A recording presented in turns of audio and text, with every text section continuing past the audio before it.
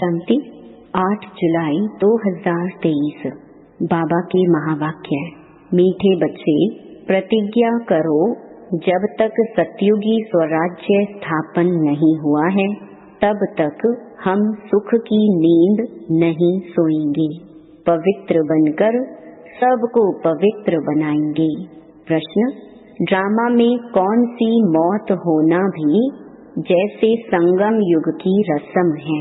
उत्तर: विजय माला में आने का पुरुषार्थ करने वाले अच्छे अच्छे बच्चे भी आश्चर्यवत सुनंती कथनती फिर भागंती हो जाते अर्थात मर जाते हैं।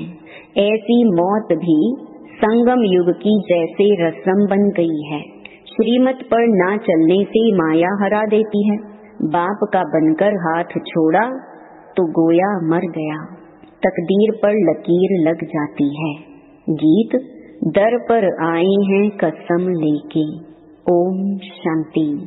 मीठे मीठे जीते जी मरने वाले बच्चों ने यह गीत सुना जो जीते जी कुर्बान गए हैं। सब तो कुर्बान नहीं गए हैं, नंबरवार पुरुषार्थ अनुसार जीते जी मरते हैं। जब कोई गोद में लेते हैं या एडॉप्ट करते हैं तो एक परिवार को छोड़कर दूसरे परिवार का बनते हैं। बच्चे जानते हैं हम आसुरी परिवार से मरकर अभी ईश्वरीय परिवार के बने हैं। ईश्वर ने आकर गोद में लिया है। अज्ञान काल में कोई ईश्वर की गोद नहीं लेते हैं, धर्म के गुरु की गोद ले लेते हैं। जैसे वल्लभाचारी श्री कृष्ण के मंदिर में बच्चे को श्री कृष्ण की गोद में देते हैं, परंतु वह तो है जड़ चित्र, इसलिए फिर ब्राह्मण पुजारी गोद में ले लेते हैं वैष्णव बनाने के लिए। ऐसे गोद में तो बहुत लेते हैं।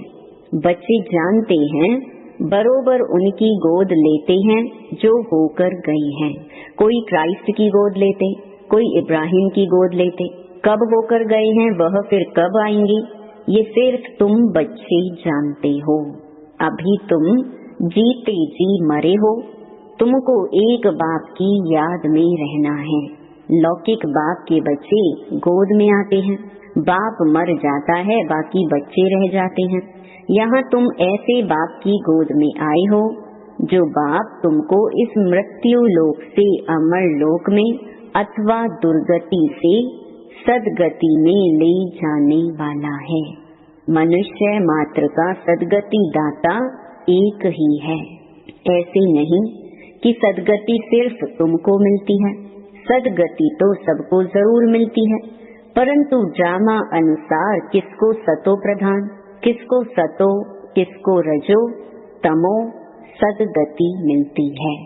भल तमो में आते हैं तो भी पहले आने से दुख नहीं भोगते, पहले सुख जरूर भोगना है। अंत में तो सभी दुख भोगते हैं। बाप कहते हैं कि सदगति दाता पतित पावन मैं एक ही हूँ। पहले पहले जो आत्माएं आती हैं वह सुख भोगती हैं, फिर दुख में आती हैं। तुम भी नंबरवार पुरुषार्थ अनुसार पहले सतो प्रधान, फिर सतो, रजो, तमो में आते हो। तुम भी नंबरवार सदगति को पाते हो। मुख्य 8 दाने गिने जाते हैं ना। अब तुम सब द्रौपदियाँ हो, बाप के बने हो तो बाप को कभी छोड़ना नहीं है। परंतु श्रीमत पर याद नहीं करते हैं तो फिर माया हाथ छुड़ा देती है। गोद तो ली, शुरू में चलते आए अच्छे अच्छे बड़े मीठे बच्चे जिनको विजय माला में 3-4 नंबर में रखते थे, वह भी आश्चर्यवत भागंती हो गए। ये भी इस संगम युग की रस्म रिवाज है। आश्चर्यवत सुनंती कथनती मरंती यह होता रहेगा। कहेंगे ड्रामा में इनका यह मौत था। बाप का बनकर फिर हाथ छोड़ा तो गोया मर गया। है तो भल इस दुनिया में, परंतु जीते जी यहाँ से निकलकर आसुरी दुनिया में चला गया। कोई कारण तो बनता है ना। भल कहेंगे ड्रामा, परंतु श्रीमत पर ना चलने से माया से हार खा लेते हैं। तकदीर पर लकीर लग जाती है। ईश्वर का बनने से फिर होती है माया से लड़ाई। बाकी देवताओं और असुरों की लड़ाई नहीं होती है। माया असुर है जो जीत पा लेती है। अच्छा, अब बच्चे लिखते हैं कि राखी बंधन के त्योहार पर क्या करें। इस त्योहार पर तैयारियां तो करते हैं ना। रक्षा बंधन पर्व के उपलक्ष्य में इन एडवांस जाकर राखी बांधते हैं। इसका पूरा रहस्य भी बुद्धि में होना चाहिए। आगे तो ब्राह्मण ब्राह्मणियां राखी बांधते थे।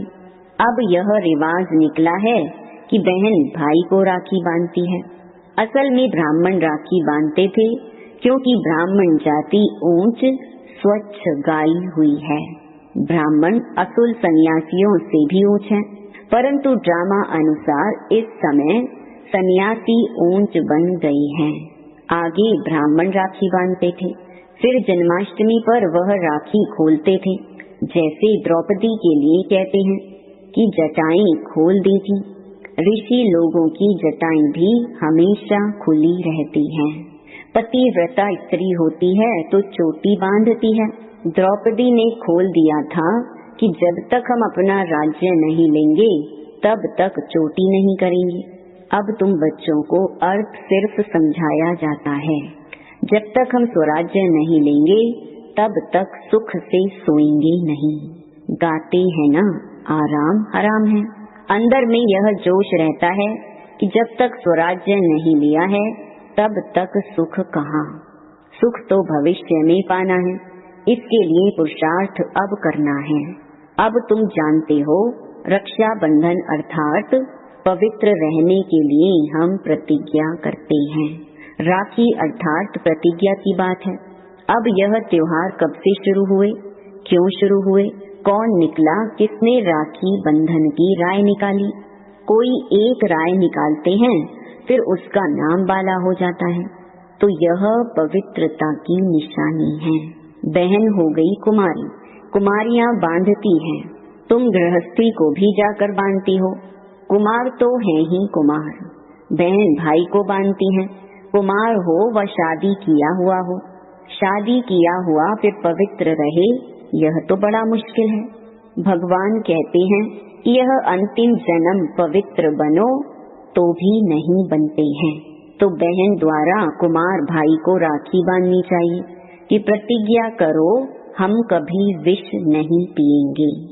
जो है ही विकारी, वह तो कभी विकार को छोड़ेंगे नहीं। भगवान का फरमान भी नहीं मानते हैं। तो यह कुमार कुमारियों की रस्म चली आती है। अब तुम समझते हो कि यह त्योहार भी संगम युग का है। सतयुग में तो है ही सब पवित्र, वहाँ राखी बांधने की दरकार ही नहीं। ऐसे नहीं कि यह सतयुग से लेकर रिवाज चला आया है। उत्सव बहुत करके संगम युग के हैं। लक्ष्मी नारायण का उत्सव भी अभी मनाते हैं, परंतु उनका महत्व नहीं। श्री कृष्ण जयंती मनाते हैं, परंतु पहले तो श्री कृष्ण को ऐसा किसने बनाया वह बताओ। विचारों को मालूम नहीं। ये भी क्लियर कर लिखना है।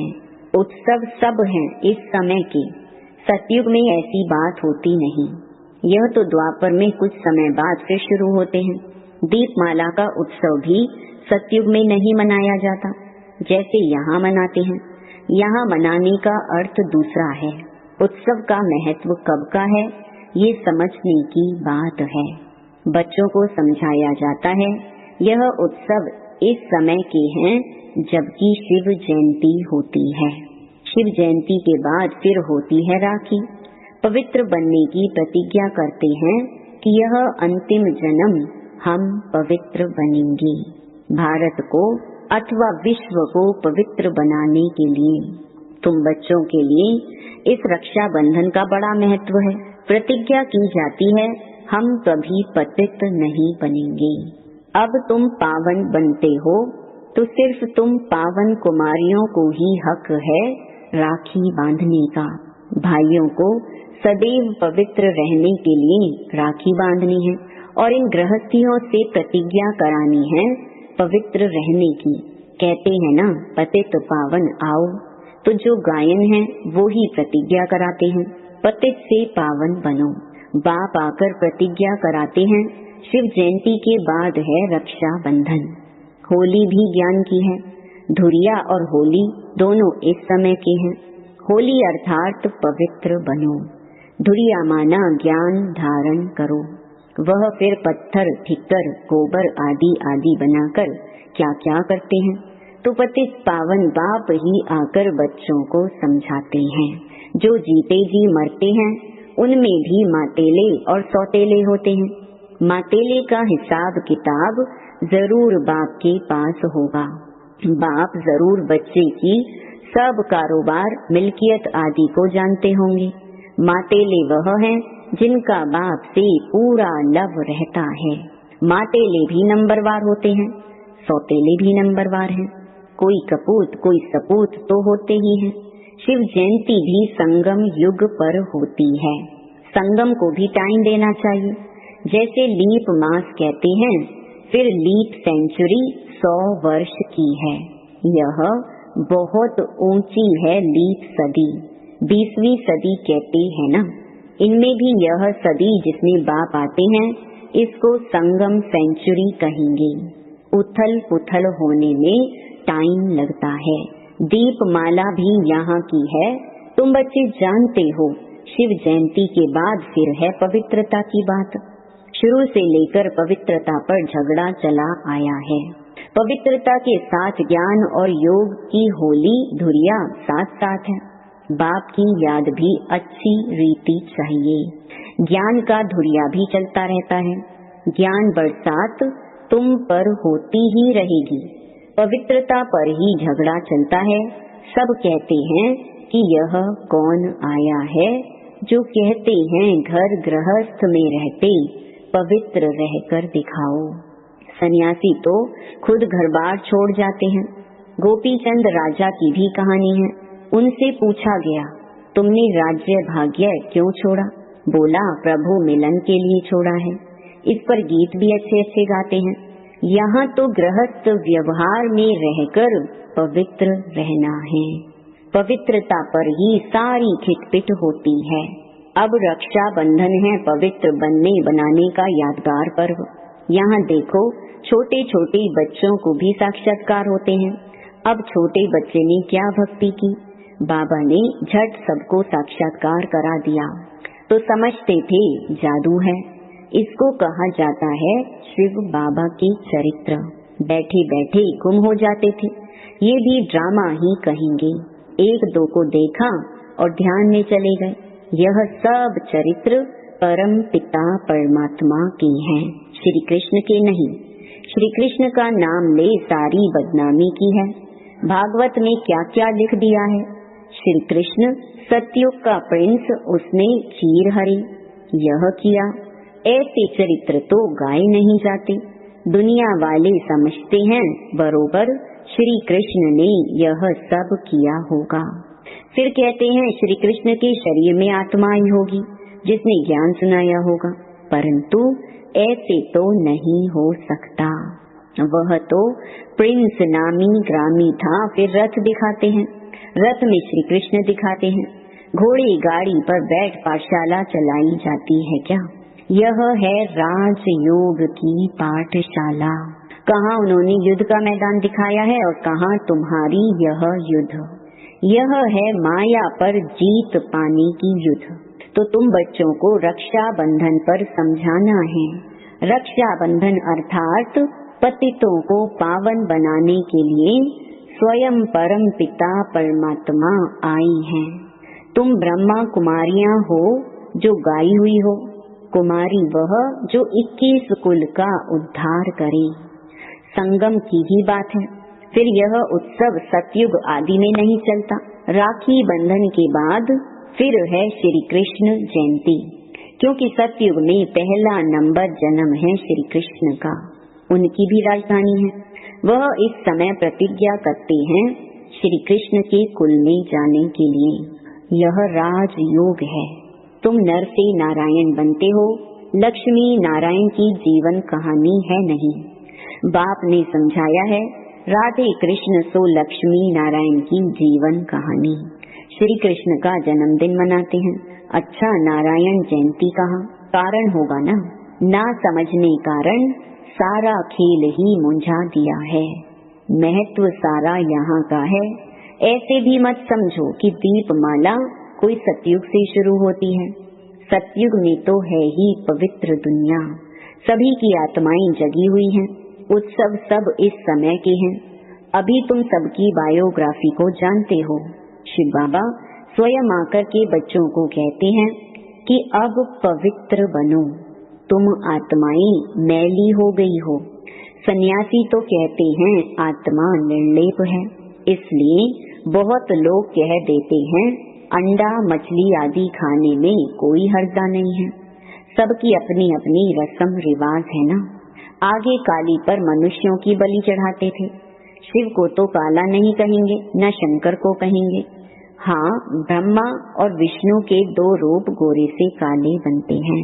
यह सब बाप बैठ समझाते हैं।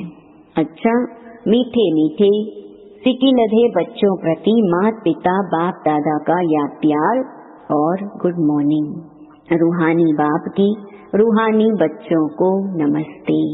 धारणा के लिए मुख्य सार। पहला, बाप से पूरा पूरा लव रख मातेला बनना है। अपना पूरा समाचार बाप को देना है, कभी भी कपूत नहीं बनना है। दूसरा, रक्षा बंधन का यथार्थ रहस्य बुद्धि में रख पवित्र जरूर बनना है।